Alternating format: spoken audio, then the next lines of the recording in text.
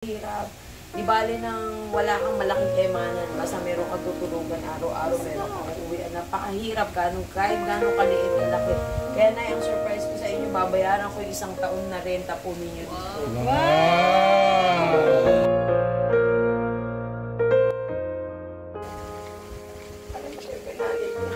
Ang sama na loob sa akin ng mga kamag-anak ko sa Vasco Bataan. Hindi ako umuwi.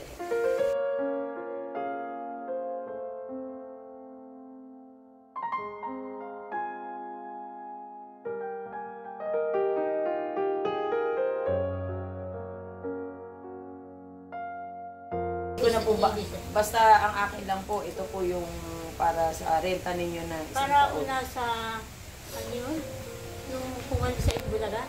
Sa yun, hindi ko malaman kung ano ang nararamdaman ko. Kasi the first time, wala kasi sa politika. It's the first time na nakakita ko ng tao dito. I have been with the political people na nakaupo. Ilang taon na nakaupo. Barya. This is not barya. Yabang. Siya si Nanay Prissy. Si Nanay Prissy ay nakilala ni Miss Mara Tamundong na nag-iisa sa buhay. Si Nanay Prissy nasa edad 87. Naantig ang puso ni Miss Mara Tamundong sa kwento ni Nanay Prissy. Dahil grabe, dito pala siya nakatira sa Manila District 4, lungsod ng Maynila. Dito, kinikwento ni Nanay kung saan siya dati nakatira, kung saan may sarili silang bahay.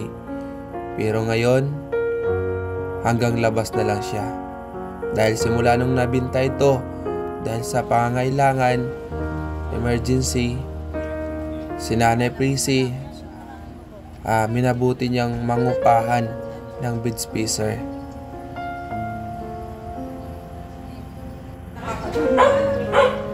Dito nangupahan si Nanay Prissy. Mag-isa sa buhay, lumalaban. Dito kami. Ganun pa man, nagkaroon siya ng mga kapitbahay na concerned din sa kanya. Kaya marami nagtulong-tulong na matulungan din Nanay Prissy. Isa na dito si Miss Mara Tamundong, ang outreach program na pinagmamalaki dahil sa dami ng natulungan ni Miss Mara Tamundong. Nung kasi ako may pagawad, dating sekretary ng barangay. Stairs. 1947 itong bahay na ito. Tagal na to. 1947. Magaling po siya, alam niya. Kaya mura ang... Kahoy pa lang, alam na niya kung anong taon yung bahay niya. O, di naman alam niya yung design ng kahoy. Sa kapwa mo. Ang pera madaling kitain yan. Baka lang maninura. Tama. Di ba ba? Kasi utang. Hindi kayo Ito bitan. Kailan po kayo doon sa area, no? Dito yan. Ng Batangas 1940. Grade 5 ako doon. Tapos ako na elementary 1951. Tapos high school 1955. Tapos kung BS Commerce 1959. Natapos kong PSES 1960. Sa Arellano po yan. Oo, hindi na ako man. Ano po masabi niyo sa mga estudyante ngayon sa San Juan? Iba ngayon. Bakit po? And when I was teaching at Arellano, I was handling grade 5. Lahat ng mga matitiro sa mga bata, sa akong ginadala ng principal. I was the youngest teacher in the elementary department. Akong pinakatero. Pati magulang.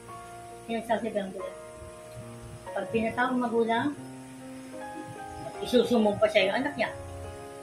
Nanay, ilan ang anak niyo? Yung Susan ko. 4. Nanay, yung anak niyo 4, iba-iba gano'n. Hindi ka Pilipinas. How about the teachers? 40 batang hawak ko, iba-ibang magulang pinangalingan.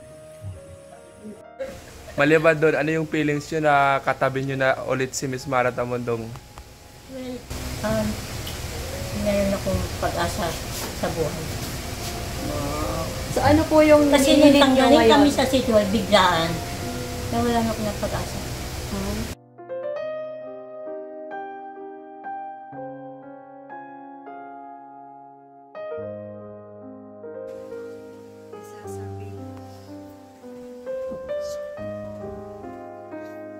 Huwag mo kong iyakan. I'm still strong. Mara, I'm still strong. Tissue. Tissue. Kailangan may bawang pa yung tissue. Meron po. Malakas na loob mo. Kasi hindi pa sabi, hanggat may wag mo lang magpag-aga. But there was a time na parang gusto ko nang bumila. Kasi during the time of era, consultant kami receiving 22,000 a month.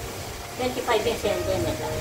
Nung maupo si Isko, ginawa kami JO, 8,000 a month. Nung magka-election, I was with Alex Lopez. Isko yan eh. Nakita namin lagay niya sa peso. Bumati kami. Sir, babalik kami for courtesy call sa office mo. Iniwan namin letter namin. Sir, hindi ba yun? Pagbalik namin, hindi na kami ng resignation letter. Tinanggal na kami. So wala pong ka-abi-abiso. Kaya nga, Hindi ako magapa. Nasa kapangyarihan sila eh. But okay na lang kami. Tanggapin mo na, ninakapalaran mo. Kaya sabi ko, Lord, kung saan mo ko dadalhin ba anak kita? Kahit ikaw paglipat ko dito, sabi rin bahay namin, dinakabi yung bahay namin kaibigan ko. They were very nice to us. Sabi nga, Tracy, wag muna kayo mag-alala. We'll give you 5 years to stay there without payment, except night and day. So, naka 5 years na kami. masyal dito kasi nga gusto ko makita ko kalagayan nyo dahil sa edad nyo na 87 years old. Ang hirap. Kaya lang ako naiiyak kasi parang alam mo, syempre nanay ko naman. Ang sama ng loob sa akin ng mga kamag-anak ko sa Vasco Batangas. Hindi ako nag-uwi. Yun na nga po, meron kayo sa Batangas. Ayaw nyo po. Tagal ng pala ko eh. So ayaw nyo Gusto po naman ang sa mga dito. uwi ka naman minsan natin. Ang mahal ako masari. One way, 13,000. Mag-pro-one, 6,000 one way. Tsaka ano po ang isa pa dyan, nakita nyo po sa edad ni nanay na 87, mag-87 na po kami. Imagine, yung nararanasan ng mga middle na mga tao, yung nagtatrabaho, na may problema sa tirahan, umuupa, ang hirap talaga ng sitwasyon po ng tao. Kaya nga ako po, talagang ang gusto ko programa na yung magkaroon sa amin ng pabahan sa mga senior citizen, hindi talaga kaya afford na nakapag-rent. Kasi hindi rin natin masasabi dahil na, syempre minsan, yung sarili pa natin, yung napapabayaan natin, in the end, tayo, sacrifice talaga para sa Pag atin. inulan mo pabayaan sa sarili mo, who will take care of you? Isipin mo yung sarili mo. Huwag mo kalimutan ng kapwa mo, pero isipin mo yung sarili mo. Diba? Kaya nga po na di ba, nakita nyo, ang buhay talaga natin, struggle pa rin is everyday. Kaya talagang dapat na matutunan natin, talagang tumawag sa itaas, na huwag tayo mawala ng pag-asa. Bawa ka sa taas, pero huwag pabayaan ng kapwa mo. Opo, tama po. Kasi Kailangan pinatay ka lang, tumulong talaga. hindi ka mabubuhay mag-isa eh. Totoo Lalo po po yun. kami nagagalit sa mga ganyan sa probinsya. Galit kayo sa mga nagtatanim. Kung wala yung mga gulay at palay niyan, tatanim Wala ka. na. Tayo, kailangan na tayo dahil nasa tayo. Diba?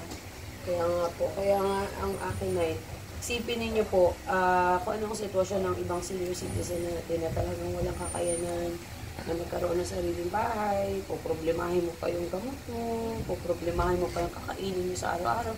Kaya nga ako, nananawagan din ako sa mga tao na gusto rin nilang makatulong sa iba. Huwag niyo pong pigilan yung sarili mo. Gawan po natin ng paraan na tayo magkakasama para makatulong. Kasi ako, kaya nagiging emotional ako dahil nga syempre nararamdaman ko po lahat ng tao. Bumababa ako, nakikita ko yung sitwasyon natin. At higit sa lahat, Pag ayoko po. hindi ka naglibot, yung mararamdaman. Totoo po yan. At saka hindi natin maiintindihan Minsan, akala natin okay lang po yung ibang tao. Pero ang katotohanan, mahirap po ang sitwasyon ng mga ibang kababayan natin. Marami. Kaya nga talagang kung meron pong isang tao na gusto talagang tumulong at magmalasakit, talagang biyaya po sa itaas yun. Kasi hindi naman po lahat ng tao may kakayanan na makatulong sa paraan para makapagpaligaya po tayo ng tao. Ako naman po na alam ko kung gaano kahirap yung pinagdadaanan nyo. Pero, pinipilit nyo talaga na hindi nyo masyadong dibdibin. Dahil sabi ko nga po sa inyo, hirap din na Pag dinidib ko yan. dibdibin. Talagang, yung Yun nga lang na isipin mo wala kang bahay eh, na namumroblema ka, Alam niyo napakabigat ba, na inaalo kami doon. pinagdadaanan po May yan. ginawa ng paupahan. Dito ka na umupa, sabi niya. Kuminsan, sira ulo ko din kuminsan na iniisip ko. I hope I am correct. No? Sabi ko, 1975, ay 1947 nandiyan kami. 1980 nawala. Umupa ako sa sarili kong bahay. Parang napakasakit. Diba? Oo nga po. Sabi mo ba, umupa ka samantalang dati, ang kwarto ko, may sala set, may sukador. Ngayon, ang kwarto ko, isang kama tapos. Ito, ang maganda nun, meron pa akong natuloy ng talagang bahay. Na mahal ako ng kasera. Diba? Kasi you have to be positive. Saka, pagka naman, write down the pros and cons. Eh, tingin ko, huwag lang isang bagay. Nung chairman ako, pag meron reklamo, alam ba, nireklamo mo ito? Ha? Pupuntahan ko. Alamin ko mo yung side mo. Bago schedule ng hearing. Pero atin ko siya. Kasi kung minsan may complaint na nadadagdag. Hindi alam mo, kinausap ko. Wala akong kinakampiyan. Kailangan balance lang po. Pero kumusta po na yung pagtira nyo dito sa bahay? Dito? Okay. Paano nyo nasabing okay? At home ako eh. Meron ngayong peace of mind. Ha? Peace of mind. May peace of mind ako. Accept the organization. Kasi lalo ngayon, nalaman nila nasa tutuloy na kong party list. Paano yung senior citizen party list mo? Hindi pa naman sa akin tutukoy. Yung tatapos ko.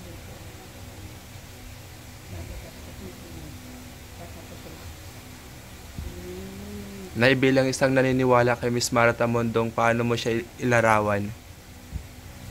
Siya? Hindi lamang yung mukha niyang kagandahan nakikita. The inner part, para kang x-ray. Kasi hindi na sa mukha ng taong kagandahan. Yun ang lang. Let her express and you have to evaluate. Eh ako, pag nag-makeup ako, di paniniwalaan niyo ako, di ba? Kahit magsinungaling ako. Pag nakaayos. Ramdam namin yung mga sinasabi mo mula sa puso mo. Yung puso ko. Yes. Aray. Sure, Alam mo, madali you have to tumatawa. joke. Once in a while, you have to joke. Yes. Kasi kung lagi kang serious, papangit ka. Ay, nung araw, very serious ako, kaya pumangit ako eh. Kaya ngayon, binabawi ko para gumanda naman ako. Saka mas maganda yung putis, basket sa putis pasas. Diba? Pasas? Baka iba maging ano. Ay, ayun. Mas maganda po yung putis, basket sa putis pasas. Naguluhan siya eh. Naluto na yun sa minuto eh. Hindi ito, ganito mukha ko sa'yo, na-allergic ako sa isda, yung pink na isda. Opo. Ang sarap isigam. Sarap kaya nun. Ano, nagkaroon ko may allergy. Ayan, kaya ganyan, parang may balakuba. Oo, kasi Kasi may kaya allergy. nigagamot ko. Sabi, kita ka sa derma? Focus. Gagastusin ko sa derma to. Paano yung pagkain ko? Nay, nakaraan pala nagkita pala tayo doon sa may McDo. McDo ba yun? Jollibee. Ay, KFC. Gawin mo kung saan talaga. Saan ba yun? Saan ba yun? KFC. KFC. Sa Welcome Rotonda. Last nagkita tayo, sabi nyo, nanawagan kayo kay Miss Martha Mondong as mayor. Ngayon nandiyan sa katabi nyo. Pwede nyo pong sabihin. Mayora. Mayora. Salamat. Tumitibok ang puso ko. Dahil Talaga, kaharap Nay? kita. The first time we met, iba na impression ko sa'yo. Sinabi ko nun, ang first impression counts. Sinabi nga nga Bakit yung masabing for mayor talaga? Pang mayor talaga yung attitude ni ma'am or yung pagkatao niya. Ano ba yung nakita niyo bilang isang Una lang muna. Hindi yung pagkakita ko siya. Ang unang-una, tulad ko lagi sa politika. Sawang-sawa na ako sa trapo.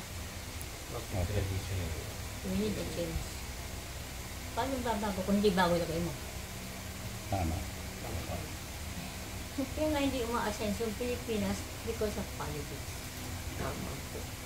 This is it. New one. Magbihis tayo. Sa panahon na, ma'am. Palit naman. Panahon na. Opo. Magpalit tayo na naman.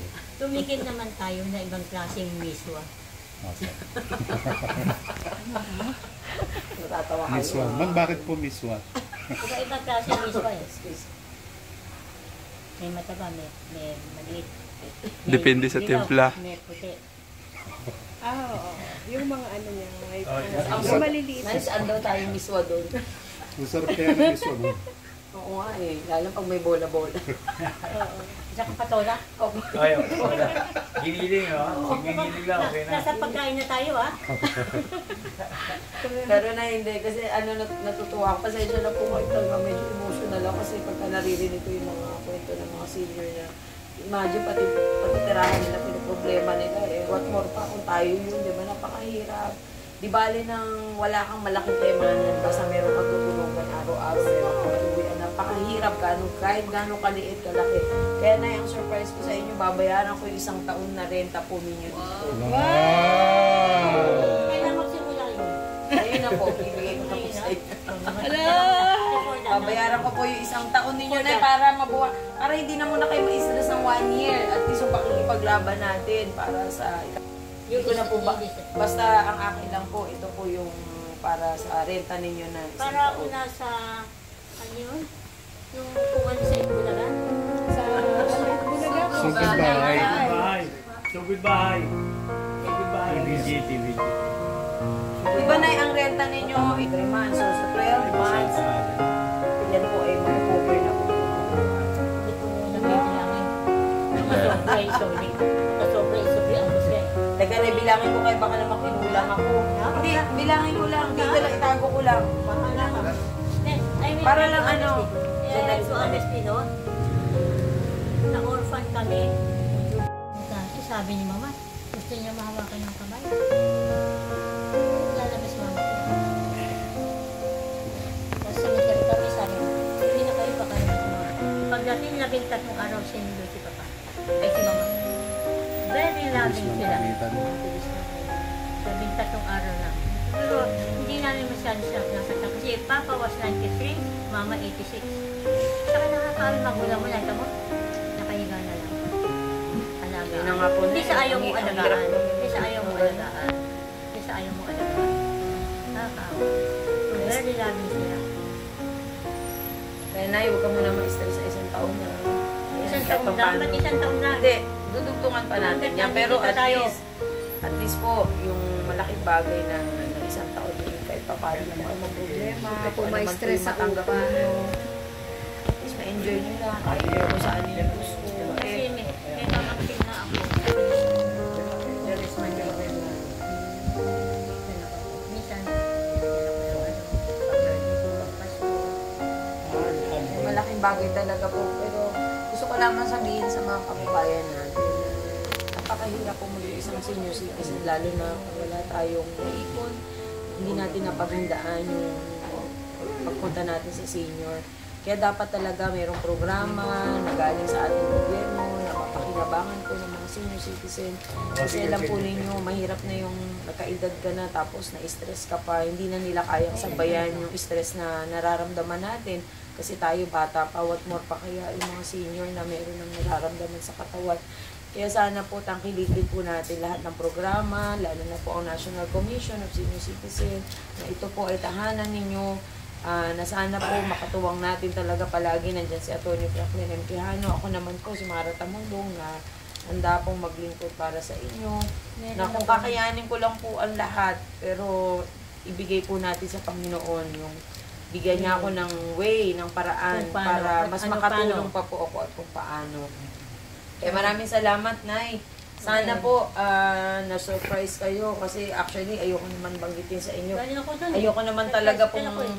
gusto ko lang... Katulong doon. Dibiluot pa ni Nanay. Mawawala, manood muna kayo ng sine, may libreng sine kayo. Tuwing kailan po ba yung libreng sine sa Maynila? Monday, Tuesday, Thursday. Walang. Opo, yan, okay. Paalam na po tayo. May sasabihin ako. Apo.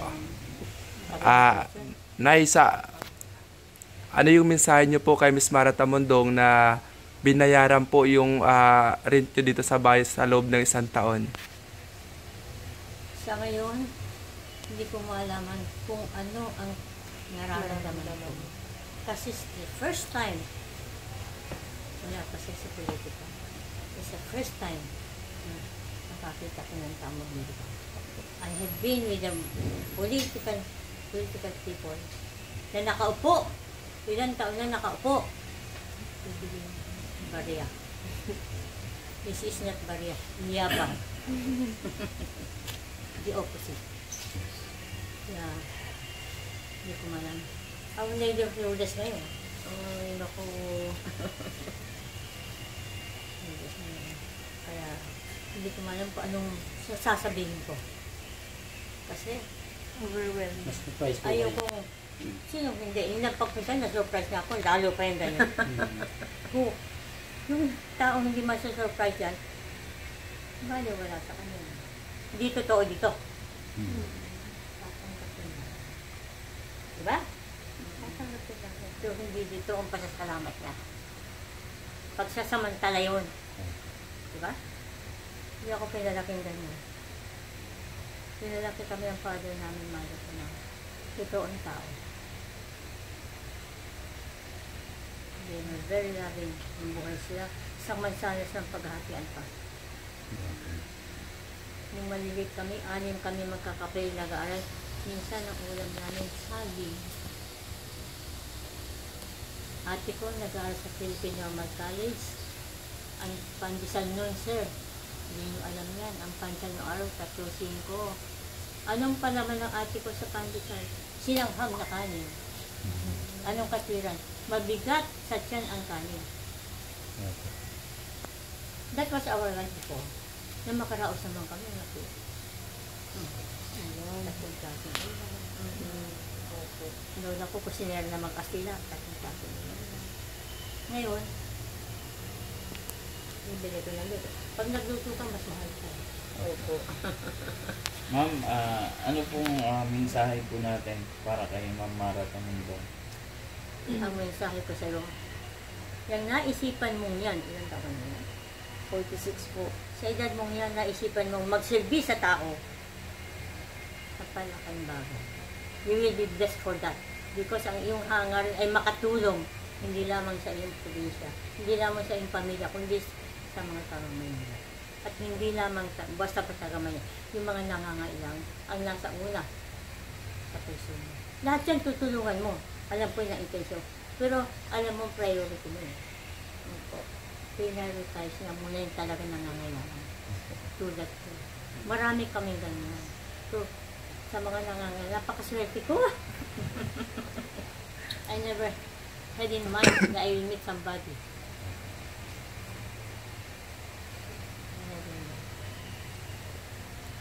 Naimensahe niyo po sa mga kababayan natin, especially dito sa District 4, the same time sa lungsod ng Maynila po na nakikilala na po si Miss Mara Tamundong. Ang mensahe ko sa lahat, pakinggan natin, kilalanin natin kung ano siya. Evaluate mo yan. Kayo mismo ang mag-evaluate. Huwag maniwala Ako sa meron ano, Marites. Huwag maniwala sa Pag sinabi namin, titimbangin mo, presyo yan. Pag sinabi, kikilalanin mo, ibig sabihin mo. Titimbangin pa siya kung makukuha. Pagkikilaatin kami. Mensahe niyo naman po na hindi maiwasan dahil pinopolitika yung magandang gawa ni Miss Mara Tamundong. Anong mensahe niyo doon sa mga negative na mga kabayan natin? Hindi nawawala yan eh. Hindi nawawala yan. Pero maganda rin sa isang banda, maganda rin, may lumilitaw na negative para alam mo paano i-adjust. Diba? Alam mo kung paano mo titimplahin. Kasi kung walang negative, parang walang kwenta pag walang negative eh. Kasi balance yan. Ano yan eh. May positive, may negative. Kasi ano yun eh, yung bang Sa walang challenge. pagbalak sa'yo kung meron negative. Doon mo masista, doon mo makukuha ng sarili mo kung paano mo gagamutin yan. Hindi lang sakit ng ulo yan. Paano gagawin mo? Diba? Kasi kailangan blood-minded kayo. Tama po. Saka dapat mo ilaman sa ang isang salita nanganganak. At huwag kang vengatiba. Ano mangyayari? So, message niyo po kay Mama na para sa mga negative na yan. Ano po, kung paano niya i-handle ito. Nasa sa kanya. Dahil naman siya ang advisor. Diba? Ano sabi? Ano po masabi niyo sa advisor niya? Hindi ko kilala. Siyempre, advisor niya. Ang advisor na maganda yan. Papahamak ba siya? Ikaw yata isa sa advisor. Alam ko, isa ka dun eh. Hindi po. Hindi mo. Aminin. Salamat, Nanay. Time will come. Baka isa ka dun. Mga Kasi future pag na yan eh. Kasi, Opo. tinanay mo unti-unti yan eh. Diba? Tama po.